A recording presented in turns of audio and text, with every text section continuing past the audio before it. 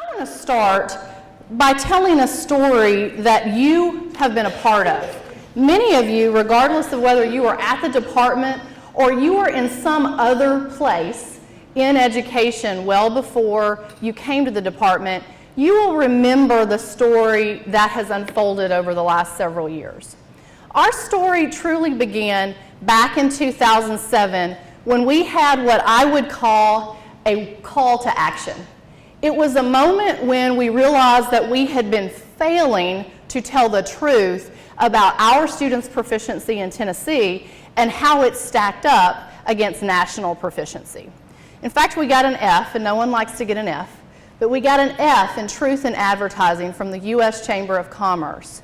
We also got an F in the category of post-secondary and workforce readiness. So our story really starts there. Before that, if you were in education, I remember teaching in classrooms where I certainly thought I was teaching high standards. I remember working with teachers over a period of time in teacher training programs, working from those standards that we had over the 10 years or so before this report card, and believing that these were the right standards to move our students to post-secondary. What we know from this report was that that belief was actually not accurate. And so it started a moment for us in Tennessee that has been a remarkable story. And you have been part of that story. It doesn't matter what you have been doing in the department, your work has contributed to the story that has unfolded. And I believe we need to celebrate where we've been as well as talk about the vision for where we're going. And I want to start by saying that this vision is built on success, and it's built on these call to action moments that we've had. How many of you remember Colin Powell? Remember him? I really like Colin Powell's quotes. I haven't followed him from a biography perspective very much, but I remember him well because of some of the things he always said. He seemed to be quoted very often for items that were leadership specific or ways that we should think about our work. And one of the quotes that I have used many different times is, "There are no secrets to success. It is the result of preparation, hard work, and learning from failure." This story is not a story about magic bullets. I have been in other places across the states, and someone will say, "Well, I know what's happening in Tennessee. You are adding more charter schools, and that's your magic bullet." Or, "I know what's happening in Tennessee. What you did is you raised accountability, and you now have more accountability for your teachers, and that's the magic bullet." I would say that none of those have been magic bullets. All of the things I hear in isolation are not the story. It's the culmination of people in Tennessee learning from our mistakes, making sure that we caught the failure that we had and continually seek to improve every day, and to do it in a prepared way that values hard work. And that's the story that unfolded over the next several years. The first thing that we did when we got an F in Truth in Advertising is say we have to first raise standards. We do not have expectations high enough for our students to be successful beyond K-12. We had this large gap. They were not going on into post-secondary prepared. In fact, we've had a number as high as 64% of our students were having to take remedial education work when they were entering community colleges in Tennessee, which shows that there is a problem. We have a gap in what we were doing in K-12 and what the expectation would be later. So what we did to raise standards is, first, we adopted something called the Tennessee Diploma Project Standards. I'm curious, how many of you remember that moment in time? Okay, these were built on, actually, interestingly enough, a national set of standards called the America Diploma Project Standards. States actually took those standards and personalized them. We had teacher teams that worked on these standards just like we have in other situations where we've changed standards. But the Tennessee Diploma Project Standards set a new normal for Tennessee. I remember Gary Nixon with the State Board of Education coming to Lipscomb University and talking about that transition that was going to take place and showing us the new expectations for students. And I remember all of the faculty huddling after that presentation and saying, we've got to make changes in our program to meet these expectations. That moment really happened again when we transitioned not too long after that to what was a new set of standards that actually embedded more critical thinking, problem solving, and performance skills in something called the Common Core Standards, which were also a national set of standards that states could adopt and or personalize during this time period. Right around that same time period, Tennessee had really the foresight to say we need to create a moment in time where we apply for a large bet. It was that we're going to take a large amount of money from the U.S. Department of Ed that they were offering, and we're going to actually create an application that will allow us to move forward in Tennessee in a short period of time in a vision that was big. And that vision looked like this. It was a vision that said, in 4 years, we are going to train educators in this transition to much higher standards than we've ever been. So moving from the Tennessee Diploma Project standards through to the Common Core standards in math and ELA. Then we are going to do something that would be launching an achievement school district that would take your bottom 5% schools and actually say, we're going to move those. We're going to turn those around and make a difference in the children's lives who were in these schools for decades. And so that was a big bet. Could we do that? Thirdly, we were going to bolster all school turnaround work by actually running priority school lists and looking at these schools and creating plans for each of our schools. We would also develop and refine a teacher and administrator evaluation system that created common language for educators around what should good teaching look like and what should leadership look like. And building that common language was an important first step to actually get to some of the other items that you will see. And then finally, we were going to reconfigure our regional offices, and it's great to actually see several of our folks from CORE here today, because this was a transition from a technical field service center to regional offices that support teachers and leaders in more professional development and support them in some of the components that we felt like were most impactful around data. Certainly RTI and our transition with RTI, which I'm going to speak about in a moment, as well as math and English language arts, and the transition that had to occur with special education to move more of our students to meet the expectations we have in our state. So first to the top happened. We actually did create that vision. We did write that application.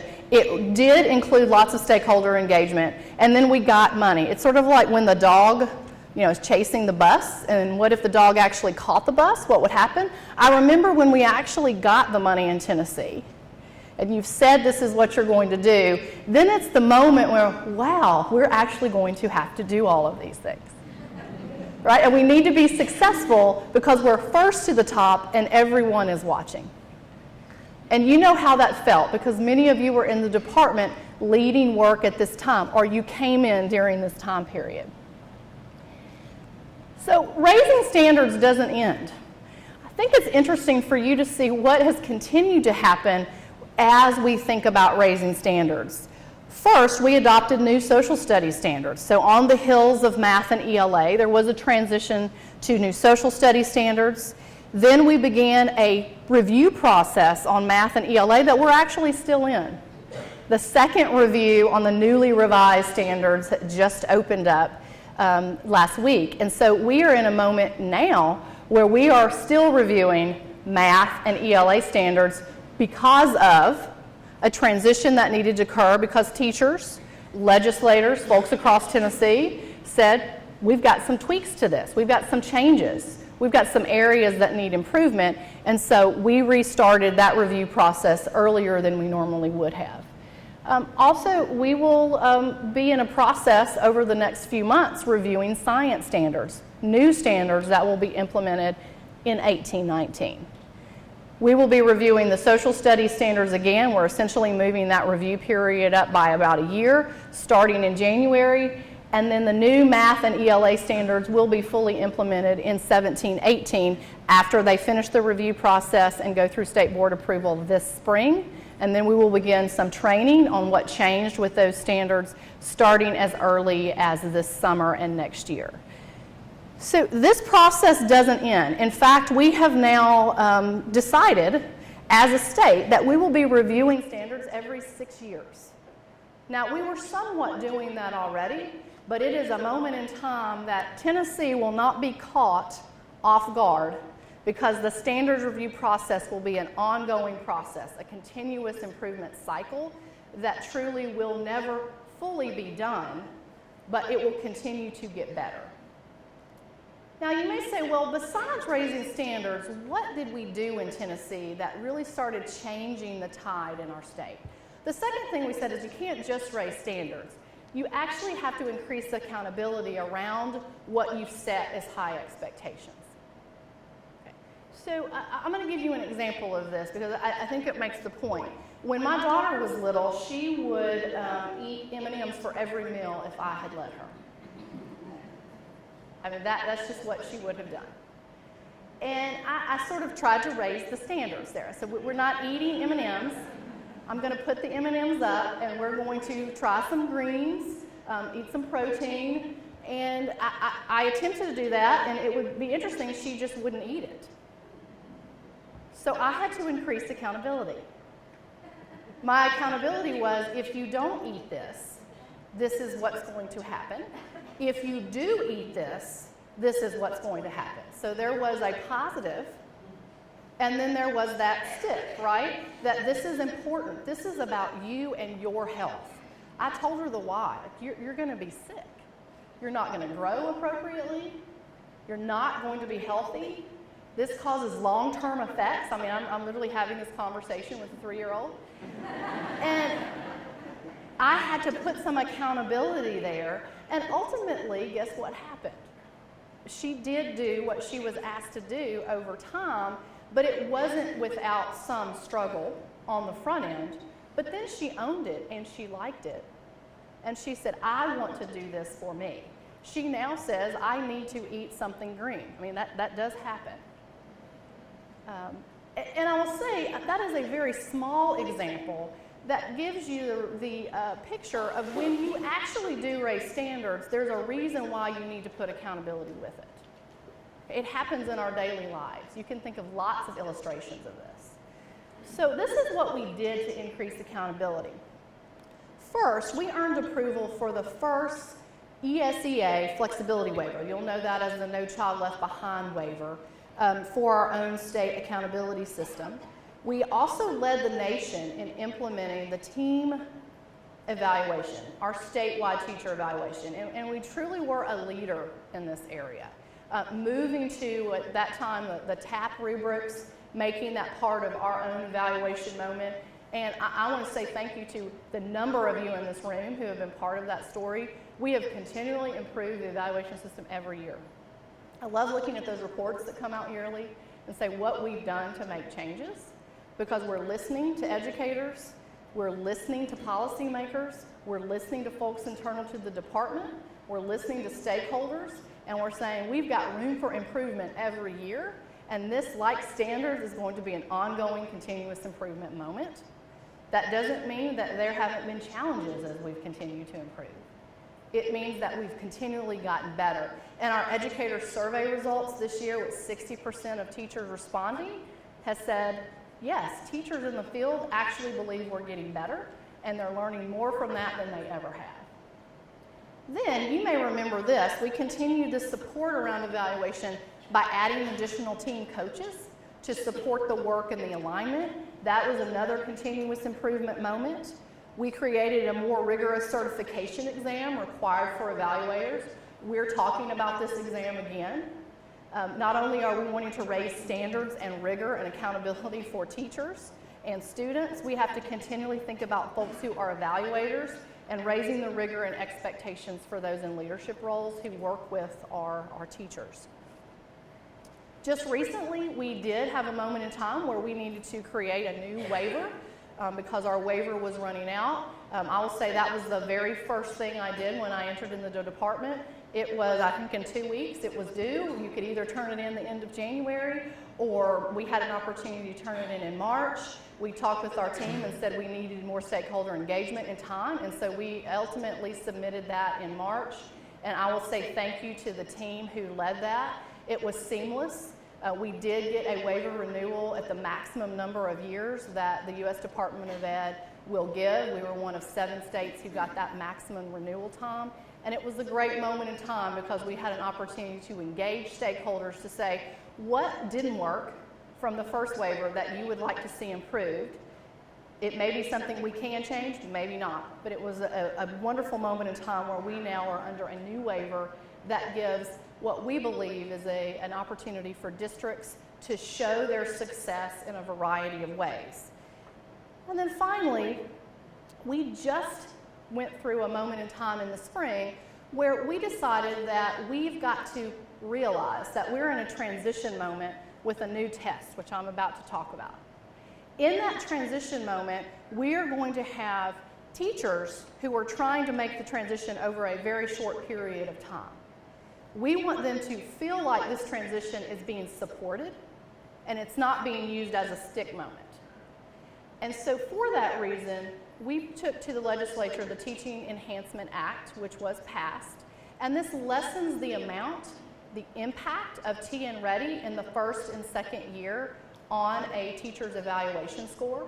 So in that 35% growth measure score, they will now have a very small portion of that will have anything to do with TN Ready in year 1 and in year 2. And the intent was to say, we're working together. We want to move toward the goals that we have together, and we don't want to punish you in that process. We want to actually make sure that we are growing together.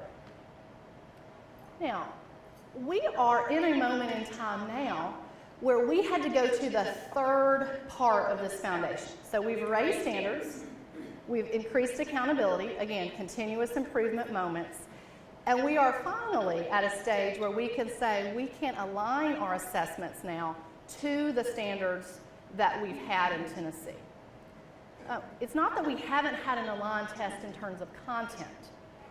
We have not had an aligned test in terms of the depth of that content and the way that students can actually show their ability to problem solve, think critically, and perform. We are now transitioning to something that I know all of you in this room know well. Because if you're ever in the field or you're working on any document at your desk, you have probably seen TN Ready somewhere. TN Ready is the name of this new test in Tennessee. And I want to say to you, it's not just a test. It feels like it to many people. It's a test, and this is something we're checking off a list and we're doing and we're transitioning. But this is aligned to the full breadth of what we expect teachers to be teaching with the transition to new standards. So I want you to remember that. TCAP tests are primarily multiple choice. Obviously there's some writing, but primarily multiple choice. And when you ask a multiple choice question, y'all go back to your days when you've had to take tests, you actually create a test question that usually is at the lowest level of a standard. That's because that's how you can create a multiple choice question, right? You're not going to ask something that takes in-depth thinking where you would have to actually have a moment in time where you write something out because you need a multiple choice question. So our multiple choice questions on TCAP definitely were aligned in terms of content, but they were not getting at the depth that we wanted from students, which is what is required when students move into the workplace or into post-secondary. Much more depth. If I've heard it once, I've heard it 100 times. We want our candidates in post-secondary or our folks in the workplace to have more flexible thinking, to be better writers, to think deeper about a topic, be able to take multiple texts and actually analyze it and make sense of it, as well as I want them to have determination. I want them to be responsible. I want them to be on time. I want them to be able to pass a drug test. These are all things we hear in the field, and they're all important. And I want to talk about how we're trying to address what the workplace needs. We were getting ready for this assessment for several years. We've been giving a writing assessment. That's been no stakes, but has given teachers experience and students experience with this assessment. I actually think that has been a phenomenal history for us. We've been giving something called the CRAs as well in math, where we're moving students to thinking about math while they are able to process it through writing. We do think that this transition this year will be a challenge. I've been very honest and open about that with every group of teachers that I've talked to. This will not be easy. We have not changed this test in this significant of a way since 1983. I'm just curious, how many of you took the TCAP? Raise your hand.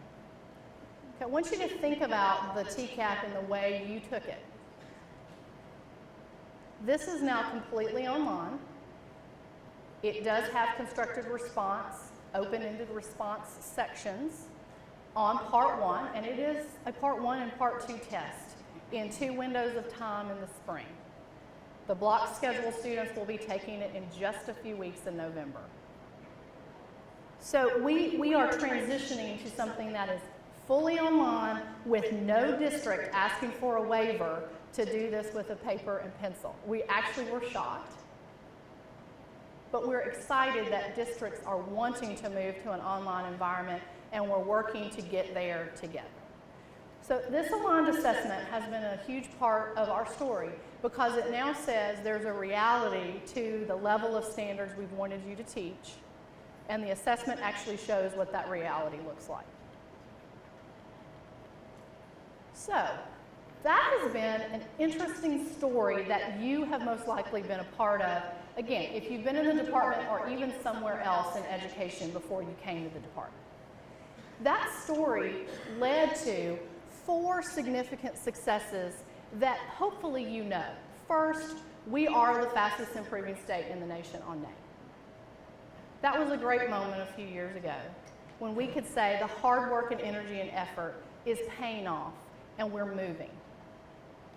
Now, we're still in the bottom half of all states, and I'm going to talk about that, but this shows fast improvement in a way that speaks to companies that are thinking about coming to Tennessee, businesses that are saying, I wonder where I'm going to go next.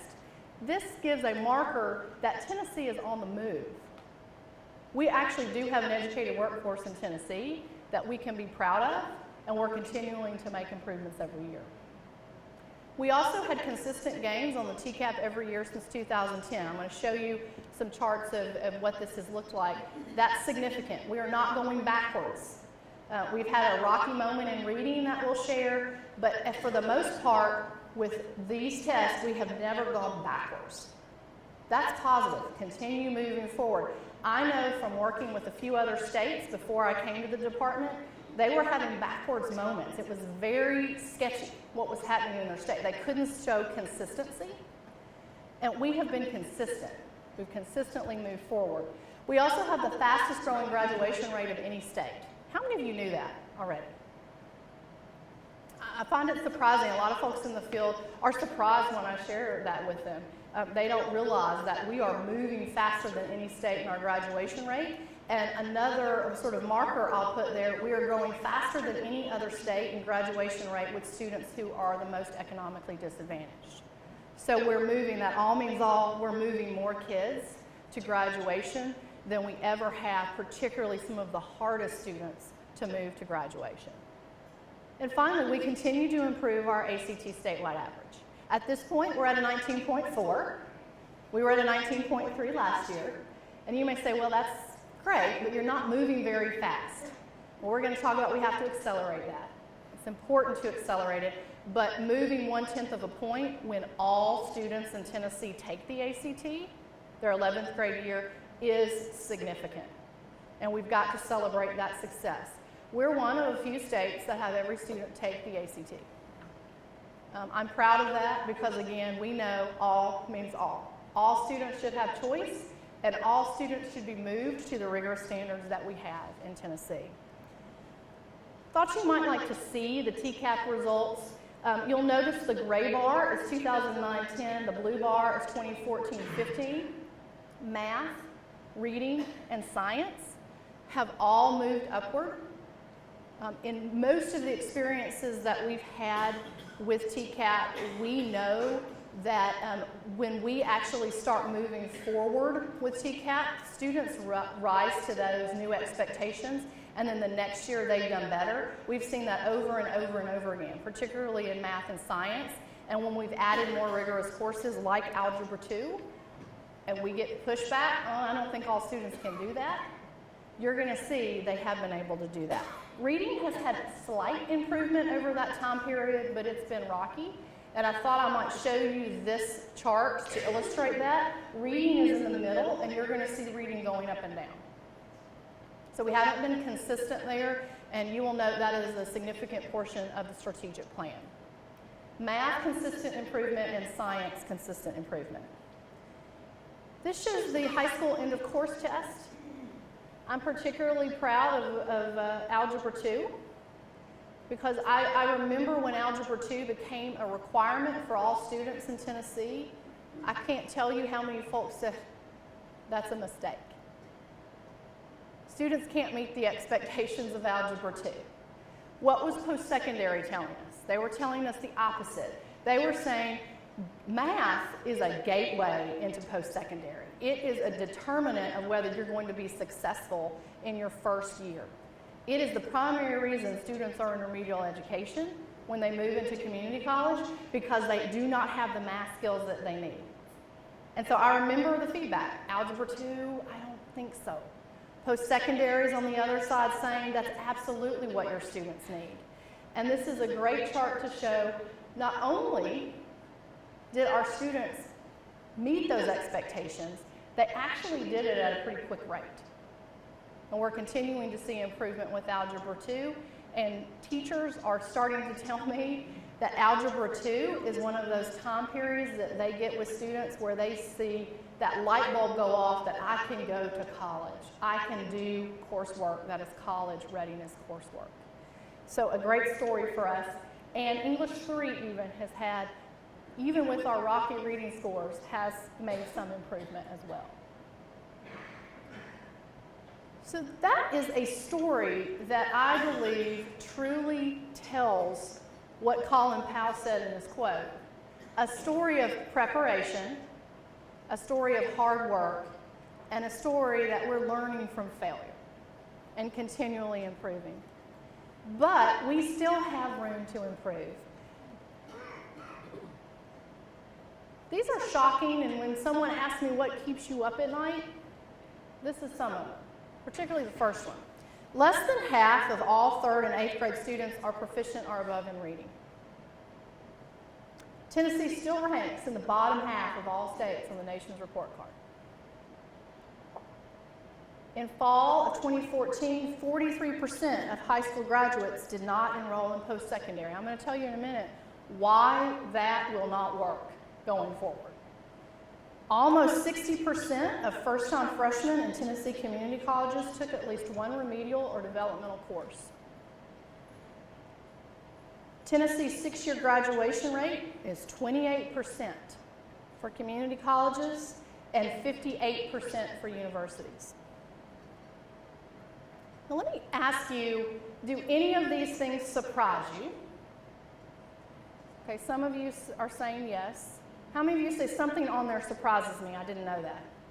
Okay, so most of you have some knowledge of what's on the screen. I think it's important for you to keep telling the story. We celebrate success, but we can't rest there. When you go into a school and you know that half of those students will not be moving on to post-secondary, more than half won't be moving on to post-secondary, we're setting them up for a moment in time where they cannot ultimately support themselves or their family long-term without getting some additional type of credential later. And this is what I mean. We know from our own data in Tennessee, and this is updated because we've looked at a second group of students, our own data, because this is not national data, this is Tennessee data, tells a story of why post-secondary is important. We had 71,403 students in the high school freshman class in 2008. So this is a cohort of high school freshmen that we've been able to follow. 9,000 or so of those students did not graduate from high school with an on-time diploma. Okay, still unacceptable. So while we're improving the graduation rate, we have to move more students to graduate. Secondly, 22,444 students graduated from high school and entered the workforce.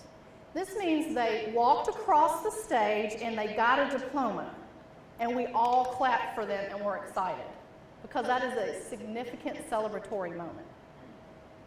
But when they left, they did not go on and get another credential. They didn't go to a technical school, they didn't go to a community college, they didn't go to a four-year university, they went directly into the workplace. They are making around $9,000 a year. That means they're in a part-time job, primarily, and the majority of these folks are in the fast food industry. If they do not go back to school to get some type of credential, then they're set up for, in today's world, to make around $9,000 a year. That does not support you. That doesn't support a family, and it doesn't support that you're going to be able to give back at some point to your community financially. This is the story that we're setting kids up for if we don't inspire them and don't prepare them to do what? Go on to something that's bigger than high school. A credential, a diploma, a degree is important in today's world. We have jobs in Tennessee that require credentials that we don't have students with the ability to fill that. They don't have the credential, they don't have the interest, and they're not going to make above $9,000 a year. This is what we should feel compelled to change. Now, we do have an interesting story when folks go on to post-secondary. So look at our numbers. Almost 40,000 students enrolled in post-secondary. So they actually went on to college in some way. Based on this cohort, 75% of them were still enrolled in that first year, which means 25% of them had left.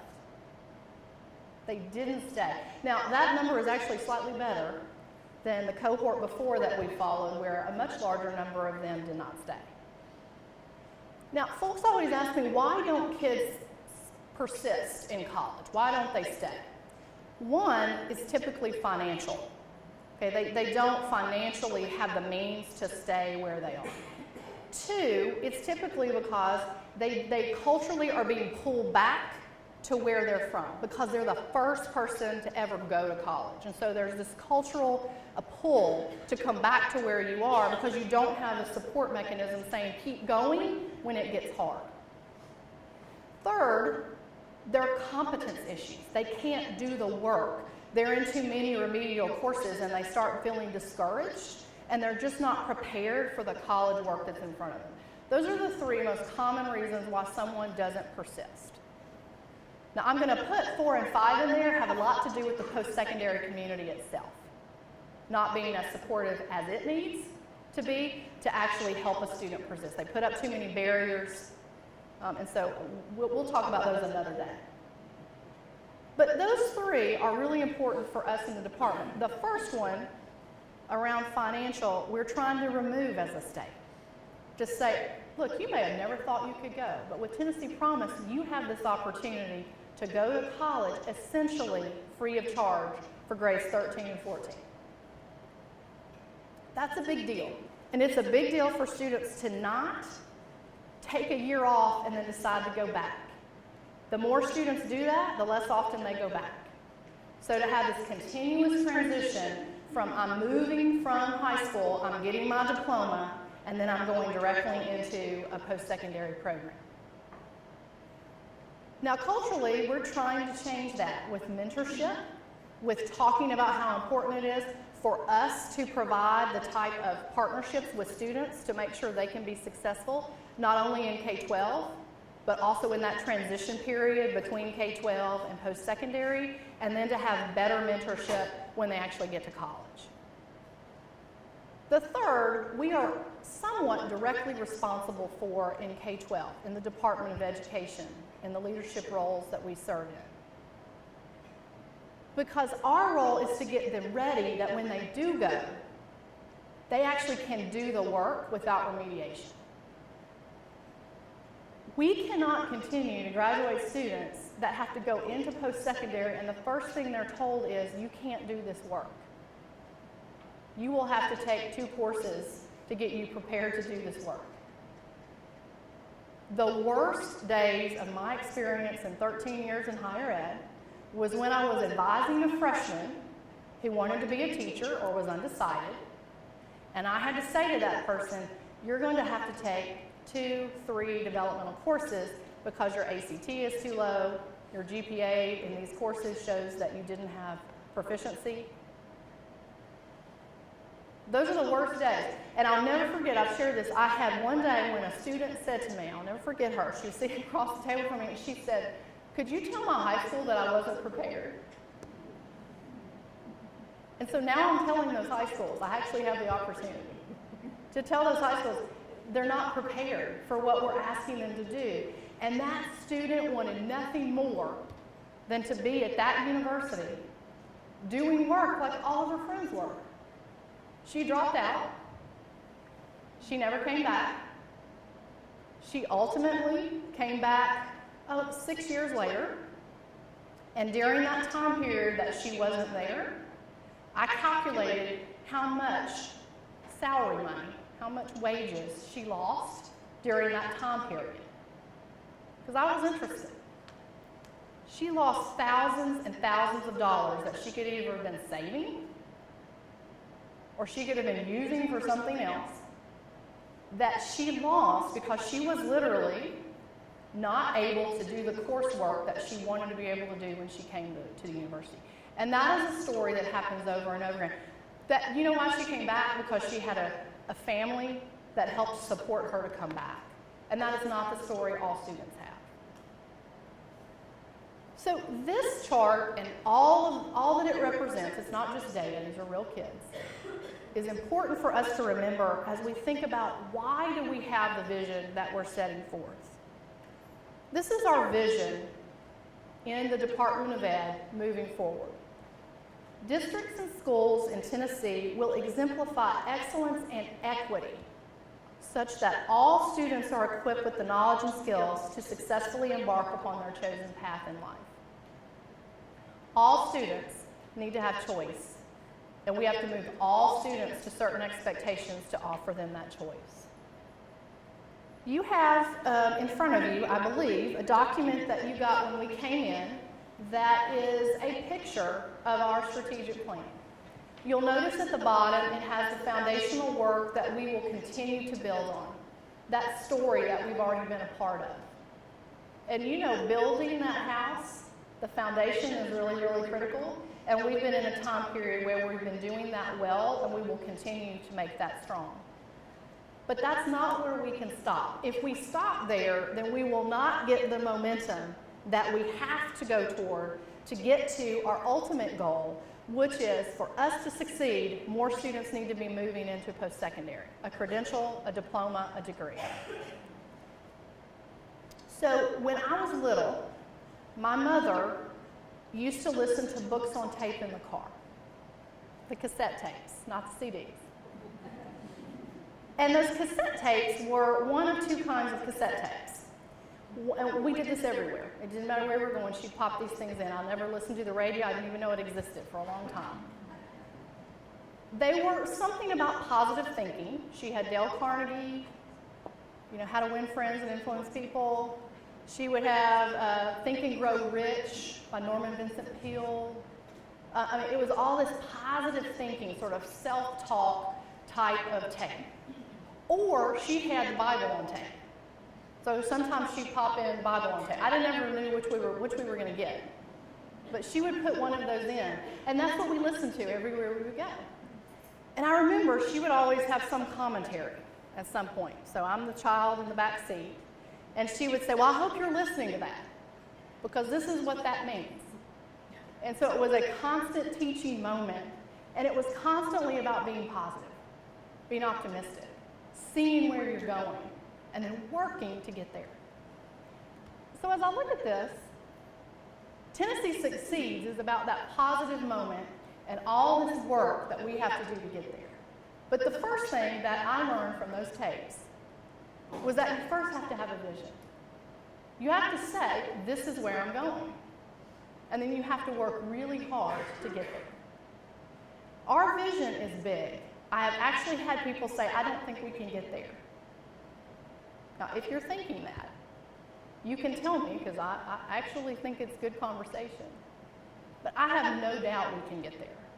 Because this vision is one that everyone, I believe, can buy into because it's the success of our students.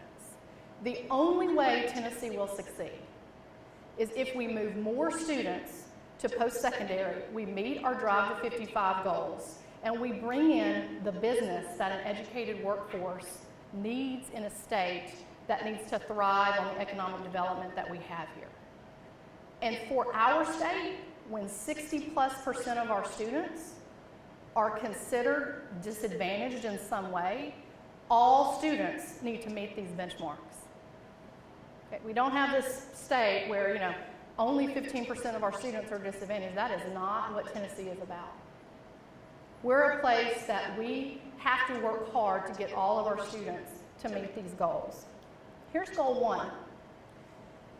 You saw this on the video earlier. We have got to move to the top half of all states on the nation's report card. It's a marker that we are doing the right things on those foundational components, and we're saying we're growing. It's sending a message that we are a state that's on the move. Now, this is what we have to do to get there. Most of you know that we take the NAEP in 4th and 8th grade math and reading. These are the charts for reading. 2013, the last time we took the test, we were ranked 41 in 4th grade reading. This year, we would have to get to a 31, and we will know our results a few weeks. In 8th grade reading, we are currently at a 41. We would have to move to a 34 to get on the pathway to meet our goals by 2019. I share that with you because we're mapping out where we have to be. And we're saying, what does it take to get there? NAEP is tricky because there's not like I have a roadmap there, but we know what we have to do to move student achievement, which impacts NAEP. And that's the work that we're doing. Now, let me show you what we have to do in math. 2013, we were ranked 37th out of 50 states. In grade 4 math, in grade 8 math, we were ranked 43. This year, you'll see we need to move to rank 33 in 4th grade math and 37th in 8th grade math. So we'll know next week, are we moving on this pathway? Because our work is about continuing to grow and continuing to move. That's what we tell teachers, grow your students. We have expectations for ourselves, and we're going to continue to grow. How do we grow? We work on these 5 priorities that we're going to talk about. Our second goal is to move the ACT. Why in the world is the ACT important? It just feels like this nebulous thing. Well, it is incredibly important to post-secondary attainment. It is a mark of college and career readiness. It's what our post-secondary universities align to. And so our work here is to move our state average to a 21 with all students taking the ACT. This is the goal where people say you're crazy. Here's the pathway we need to be on to actually meet this by 2020. We can't move 1/10 of a point as a state. We've got to move significantly by whole numbers to make this goal by 2020. We are making some significant alignment to ACT. We actually have it now in our accountability model.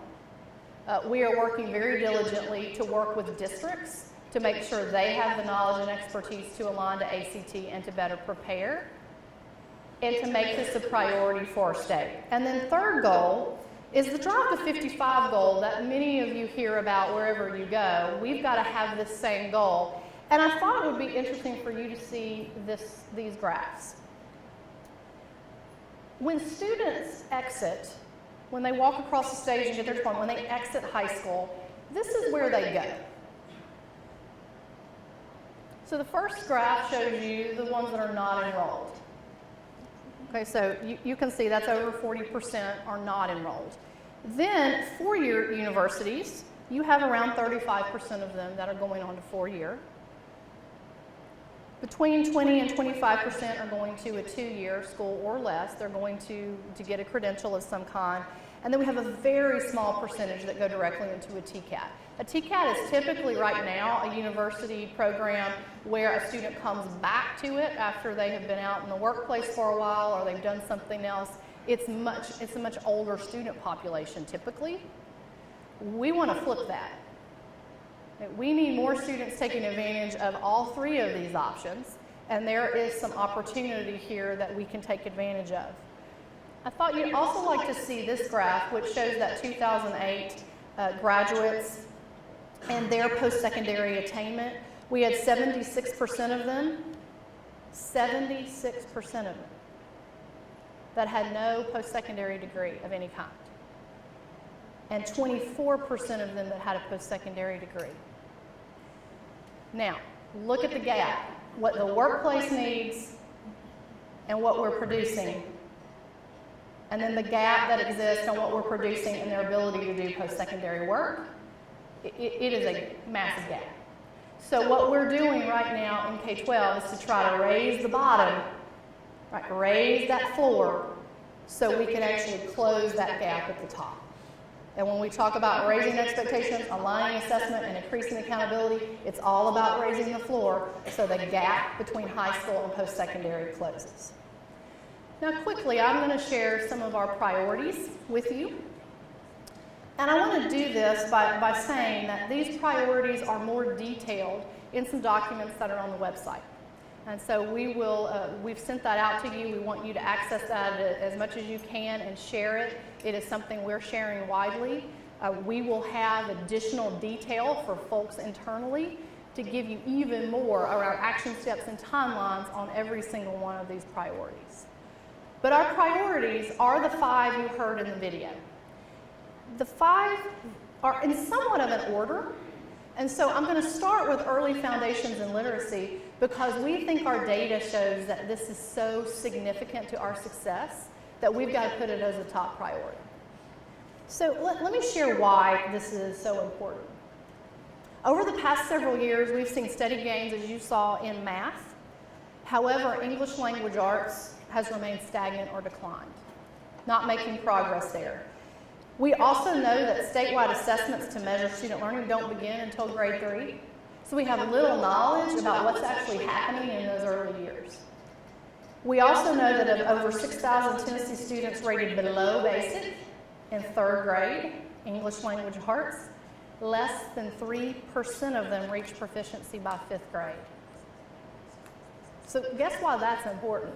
What's happening before 3rd grade is critical because that's showing the pathway that the student may be on if we don't change the foundation or change something that's happening in middle school and even high school to move them forward. This is a pathway. And we believe we've had some strong success in 3rd through 12th. Still got a long way to go there, but where we don't know really where we are and what's going on are those early grade levels.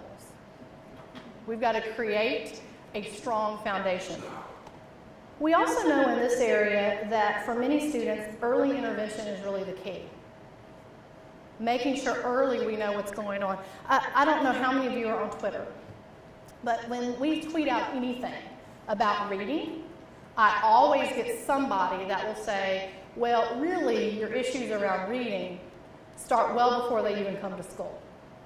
Somebody responds that, and they're right?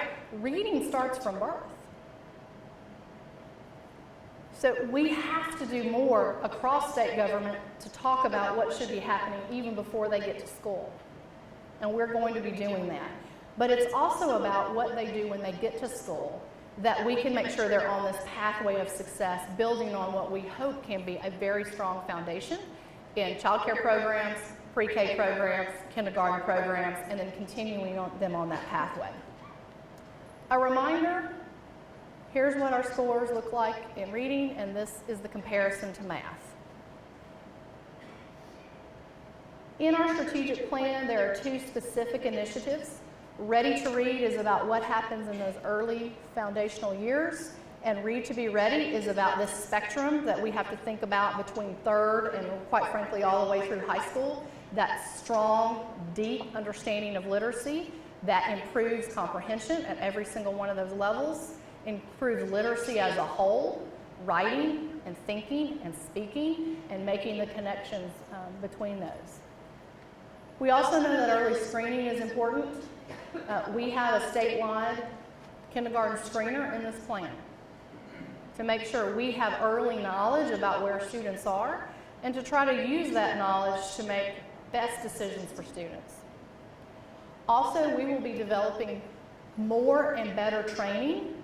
And when I say better, we have strong foundational training in reading right now, very strong. Now we need to continue that training to make sure it's implemented in the classroom.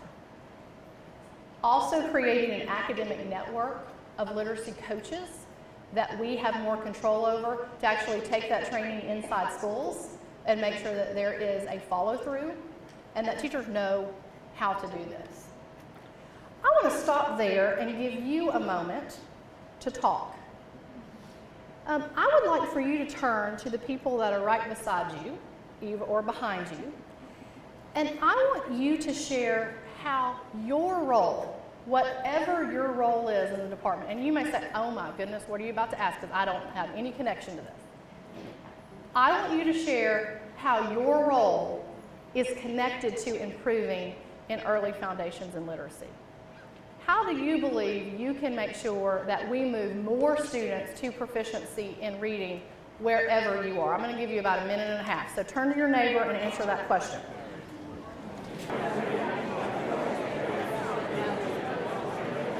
Okay, I told Mary Ann Dursky I was going to call on her. Where's Mary Ann? Where's Mary Ann? Raise your hand. Mary Ann's hiding from me. Okay, Mary Ann, how does your role connect to this particular goal? I have 2 different groups. The support group that works with allocations and payments. Their role is to make sure that the funds are appropriately distributed and that they keep flowing to the district so that they can do what they need to do. They can keep their work moving. Our regional finance consultants play an additional role by assisting districts in knowing how to best use those funds in order to meet the district's strategic goals and the district vision. Excellent. Thank you, Mary Ann. Thank you. I know you didn't know what I was going to ask you, but I appreciate it. Well, and I asked Mary Ann that specific question because it doesn't matter what role you're in. You connect to this. You're important. You're creating a pathway, a customer service approach. You may be the one directly giving the training. You're holding folks accountable to this goal. Whatever your role is, you connect here. You're part of the story of moving more students to proficiency. Now, I have a background in literacy. I think this is one of the most important goals that we have because when you set up a student to be literate along a pathway throughout K-12, you're setting them up for success. I mean, students succeed when we open the door to them through reading. We've got to identify why students aren't reading early on. We need to support them with every support we can think of to move them along a pathway to read.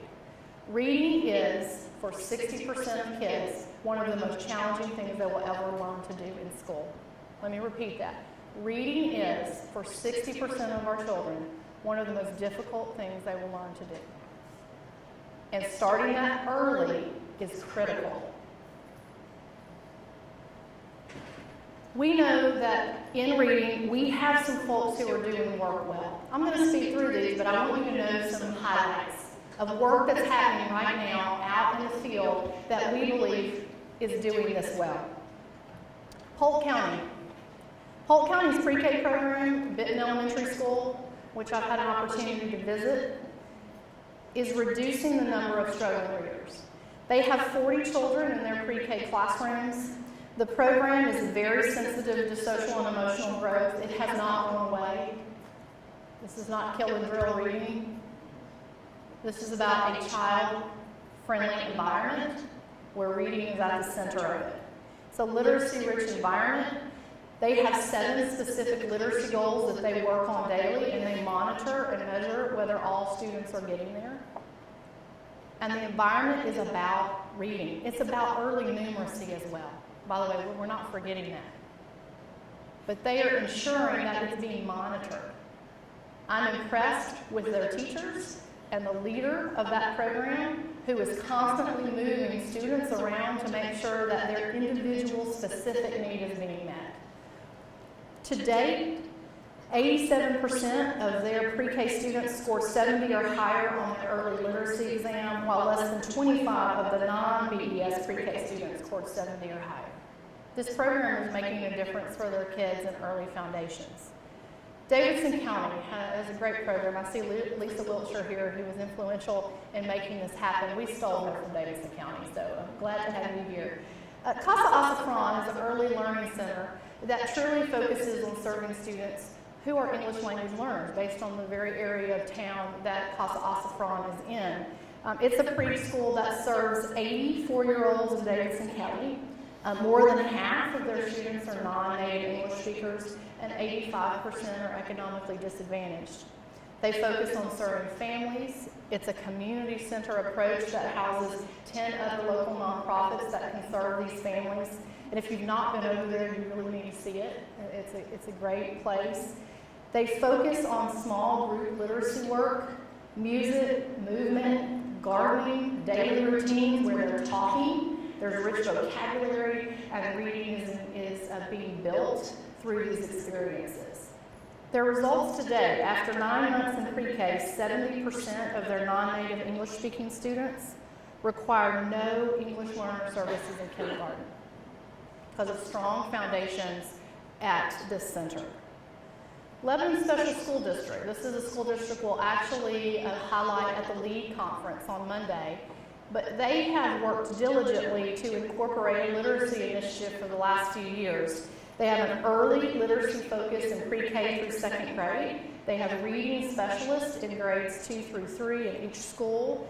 They have instructional coaches, intervention, and enrichment that's very specific to where students are in their reading development.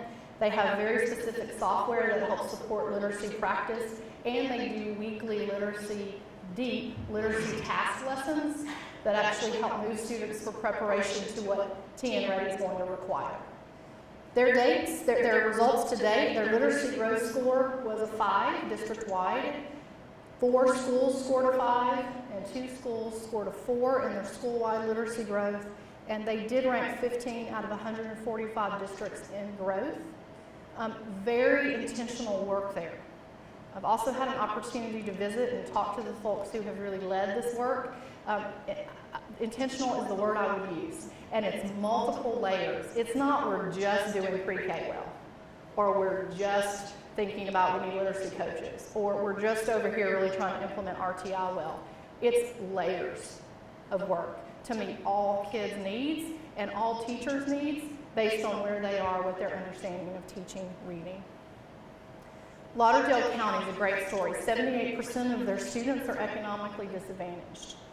The district has truly struggled to meet their post-secondary and readiness benchmarks. They made a commitment to improve literacy.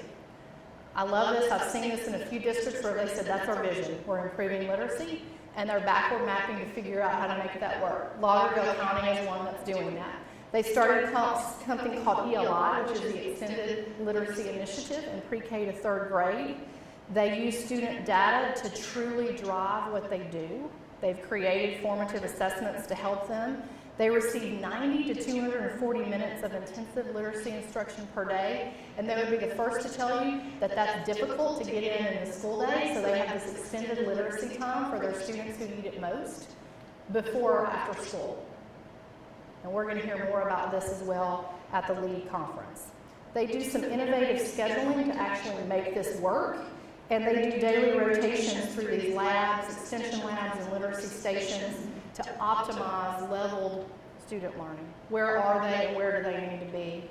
Results today, they've had significant increases in their NCEs on all grade levels on SAT 10, which is the early literacy test we've been giving as a state. It's optional for districts. and they've had growth in the 99th percentile on their third grade TCAP. We will be highlighting them as well, but if you have a chance to learn more about what Lauderdale County is doing, there are some lessons that we can then share with other districts. Our second priority is high school and bridge to post-secondary. I really like that these two strategies, priorities, are bookended. A high school teacher typically says to me, you know what, when I got these students, they weren't prepared. What they mean, and I think they sort of mean well when they say that. What they really mean is I wish they had X, Y, and Z that was built on for multiple years before they got to me. We know that's true. Students' problems don't start in ninth grade. Right? There's something that was a challenge early on that we need to continue to think about every year. I think that's what our data shows us. It's really this spectrum of experiences and learning that a student has that builds on itself that actually moves students to success. Multiple years as a great teacher and a great learning environment. So high school and bridge to post-secondary is about moving more of our students to post-secondary and making sure high school is setting them up for the work that they will do. This is our trend. If we allow current trends to continue, only 24% of high school graduates will earn a post-secondary certificate or degree within 6 years. Okay, that's not just a K-12 story, it's the connection to post-secondary and what's post-secondary doing, so there's a connection. But we've got to do our part to make sure that we're aligned to what post-secondary needs and to work with post-secondary for them to improve their programs as well. Among students from the graduating class of 2015, thought you'd find this interesting, only half of the 12% who took AP tests for early post-secondary credit earned a passing score. We know that we've got to move more students to rigorous coursework. That's actually part of our plan. Move more students to rigorous coursework. But we also have to make sure when we move students to rigorous coursework, they can do the coursework and then can pass the associated exams that go with it. But again, a spectrum. It's not just getting them there, it's what happens when they get there. This is an interesting one because we talk a lot about Tennessee Promise success, and there are many successes. But I want to share this one with you. Less than half of students who completed a Tennessee Promise application, which would qualify them for free attendance at any Tennessee community college, fulfilled all requirements to qualify for the scholarship. Next year, in K-12, we're going to be working to align to make sure that our students are doing everything they need to do to fulfill the requirements for the Tennessee Promise Scholarship, which means helping them complete the FAFSA at school. That is a huge determinant. The majority of the kids who did not do this, it was a FAFSA-related issue. They didn't complete it. So we're looking at, with a streamlined FAFSA for next year, what can we do in K-12 in that October window to actually help all of our students complete the FAFSA. If we could do that, then we remove another barrier that appears to be a fairly significant barrier for children to take advantage of this moment. Wanted you to also see what's going on in ACT. These are the 4 subtests. Most of you know we do have reading, science, English, and mathematics as part of that composite that we're trying to move to a 21 average in the state. You will note that in mathematics, which is the bottom line, we have a ways to go. We have had more improvement, as you notice, in reading, which is interesting, on the ACT. And then science is the second bar under reading, and then you'll see English in the middle. So for us to move the composite, we're also thinking about how do we get at the subtests, which are these content-specific areas that we can improve. Here are our goals.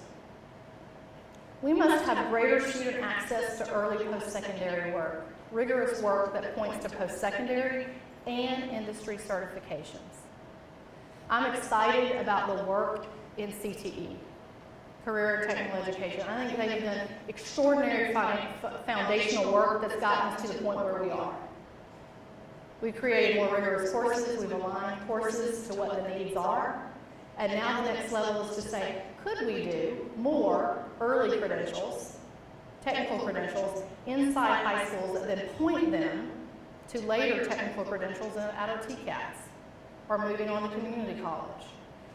We can align there to give students a pathway that we start in high school. You know that some of these early certificates and credentials, they actually make good money.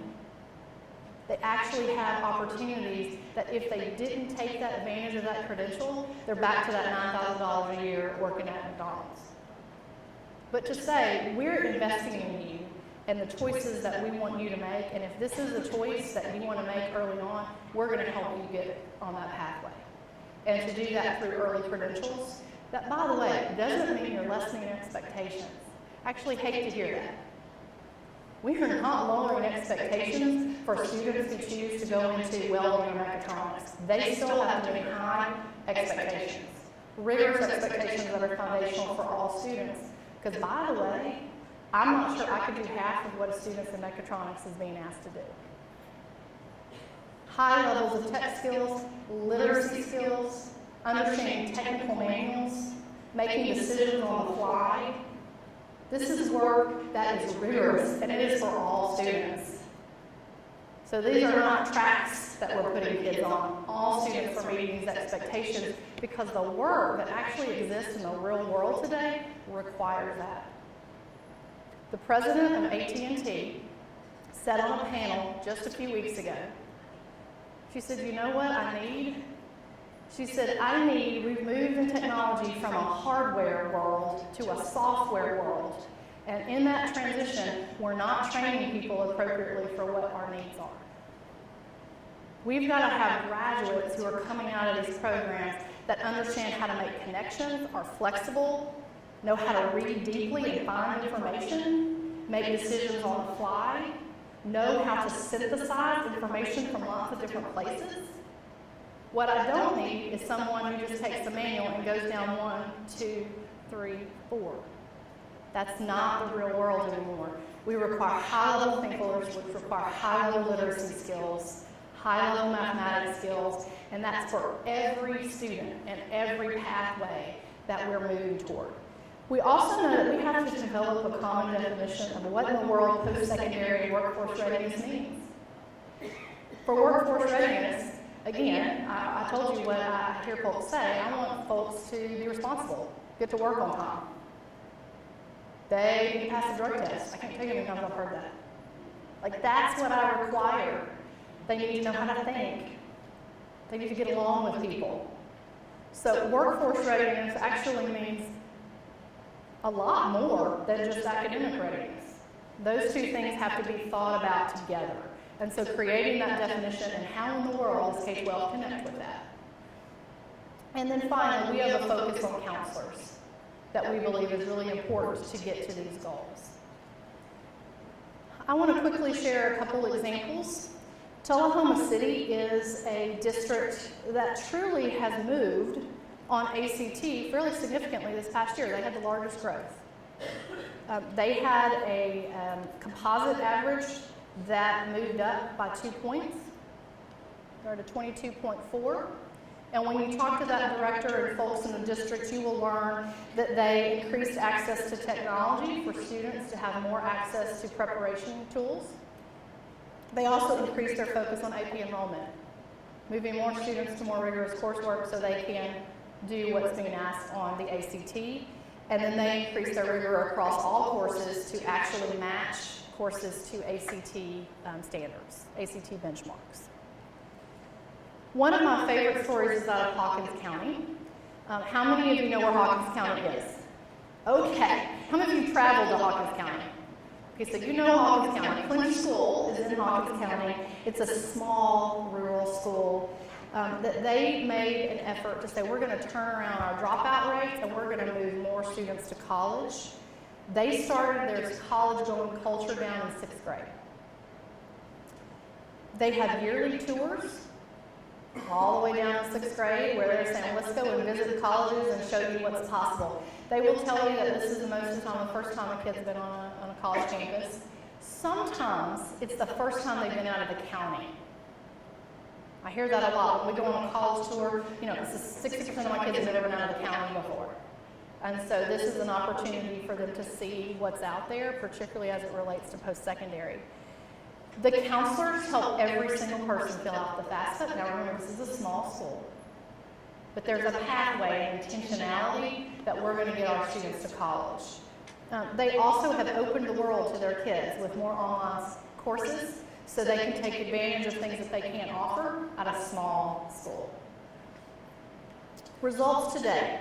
In partnership with the school and the college counselor, in the last 5 years, they've moved now to at least 90% of their graduating seniors are going to post-secondary. 5 years ago, it was like at 32, 35%. So really moving this pathway to what's possible for kids.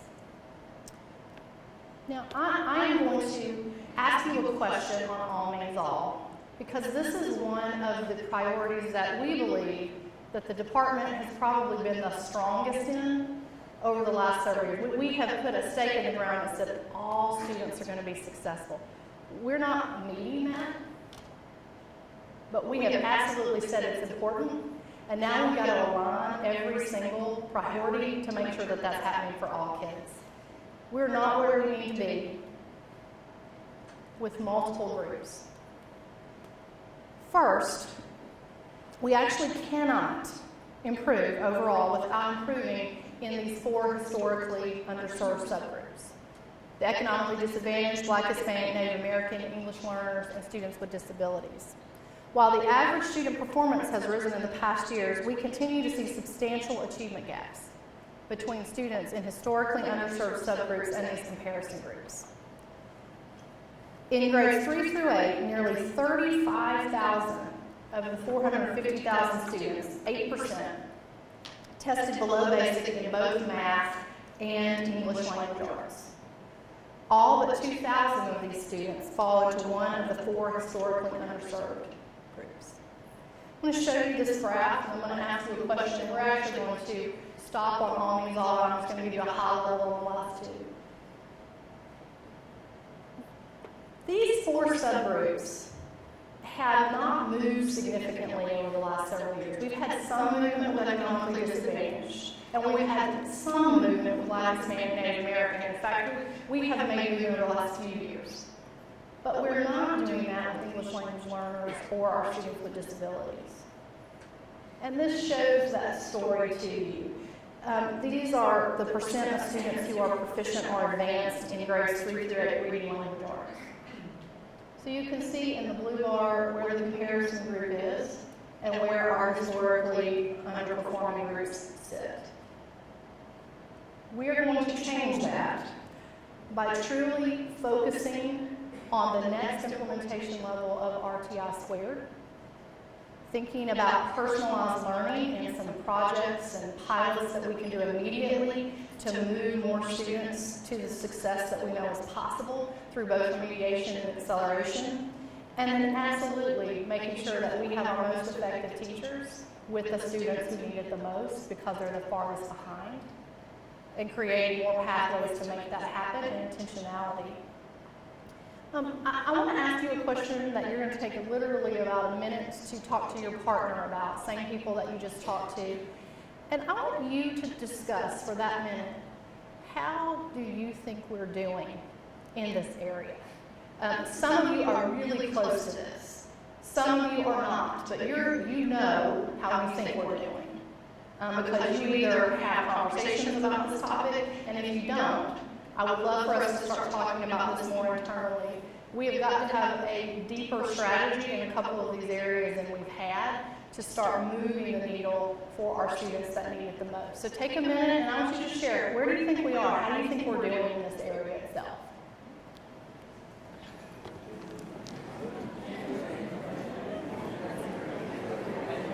All right, I'm going to ask someone who,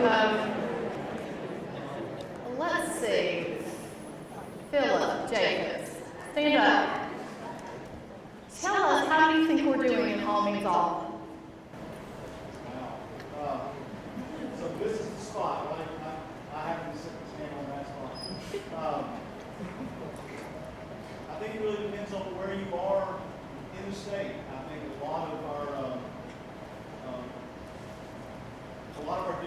got a lot more resources to deal with that. And those districts that have those resources are probably doing very, very well. And those that are more challenged have a difficult time attracting those talented teachers that you were talking about there at the bottom part of that slide, the highly effective teachers. In my experience in working in the district, and one of those poverty level districts, we have a difficult time attracting those teachers. So, the person in front of the student has the most impact on that student. So if you can attract those teachers, get them in front of the kids and get them to the Maya, how do you think we're doing? Where is she? Thought I saw her. She must have walked out. All right. Lisa, how do you think we're doing? Stand up. I think that I would agree that it probably doesn't end, but there probably are some confidence places that are really closing the gap. But across the board, I feel like being in education is what plays us and continues to play us. And so it should be a priority. There's a lot of Thank you. So I heard room for improvement. It's plagued us nationally and certainly statewide, and there are varying levels of resources and support across the state.